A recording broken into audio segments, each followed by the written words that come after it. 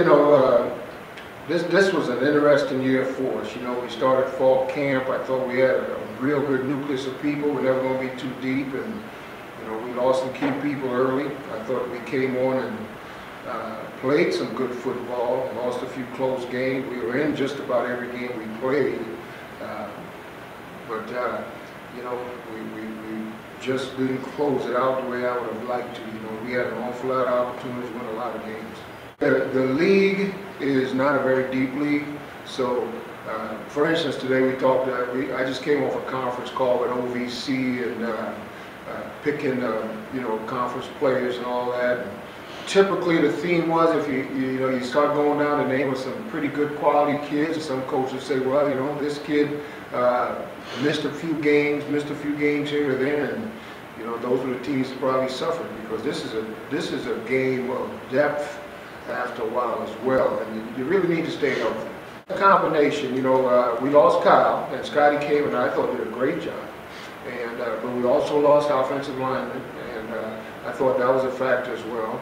And but you know, you can't take anything away from what I thought Scott did on a short notice. If you were going to tell me he was going to put those kind of numbers up, I probably would have questioned you. That's the name of this game. You know, when we get started with our off-season program, I mean, it's open competition.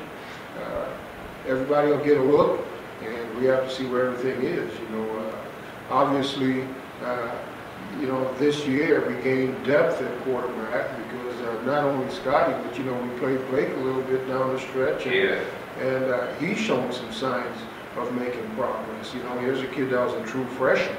So, you know, you're looking at the competition level coming up pretty fast. You know, when we first came in, we felt like it was going to take 4 or 5 years, and it took us 5. And, you know, the second level to develop the consistency is a 2 to 3, sometimes 4-year process. And I thought we were going to have a great opportunity to develop that consistency that you're talking about this year. Obviously, we weren't able to pull it off this year. We stayed close, but you know, the wins and losses is still the name of the game. I think we're right around the corner. I think we've got the right amount of people coming back.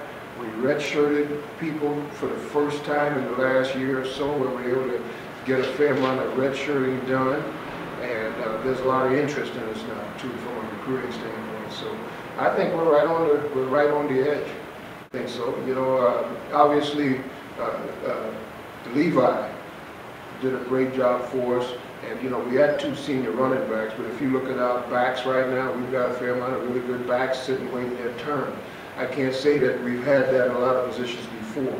We still have to go out and get linemen. Offensive, defensive linemen tend to be the hardest thing to get at this level, and so we do have to get some of those guys. We'd like to get some signed for mid-semester, and then still go out and sign a few more when we come up in our February signing.